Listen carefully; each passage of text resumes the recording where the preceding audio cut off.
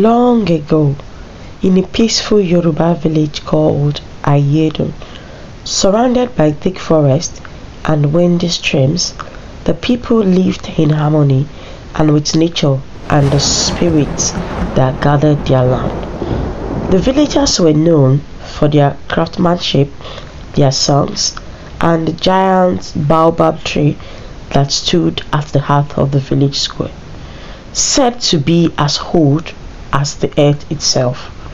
The elders called the tree Iginla, and it was scared. Nobody dared climb it or cut from its branches.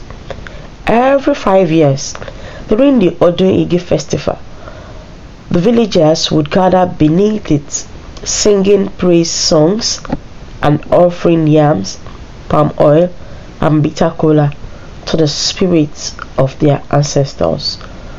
Among the villagers was a boy named Tunde, the curious son of a blacksmith. He was 13, always asking questions, always wondering. Tunde had heard stories that the tree could speak, but only when the villager was in great danger. He didn't believe them, not really, but part of him hoped it was true. One Harmattan evening, something strange happened. The sky turned grey too early, and the wind carried the scent of smoke and ash. By midnight, all the village chickens had vanished. Goats cried as if they've seen a ghost, and even the dogs fused back.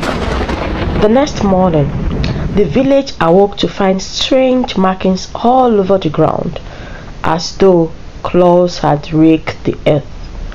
The elders gathered quickly. Baba Halao, the village oracle, cast his cowries and gasped. The Ajogun, spirits of chaos, are hungry, he said. Someone has broken an ancient taboo.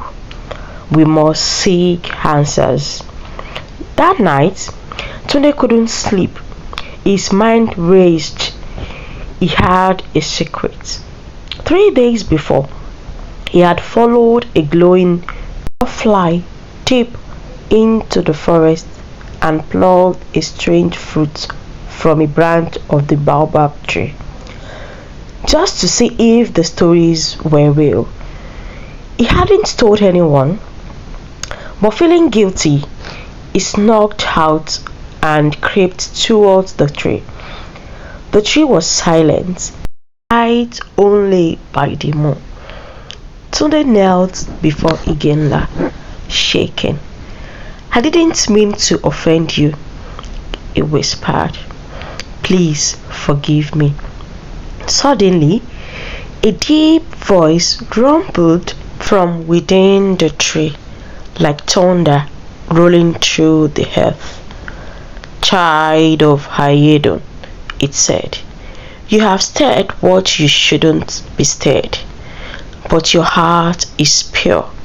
There is still time. The tree glowed faintly and its branches bent low, revealing a hollow space in the trunk. Inside was a small glowing calabash. Tunde took it as the voice instructed. Take this to Baba Halao. Tell him to pour its contents at the edge of the forest before sunrise. Without delay, Tunde ran to the oracle's hut. Baba Halao, surprised but guided by the spirits, did as told. As the first rooster crowed, he poured the liquid onto the earth. The ground shook slightly, then fell still. The air lightened, the sun rose gold and calm. The village was saved. From that day, Tunde was no longer just curious.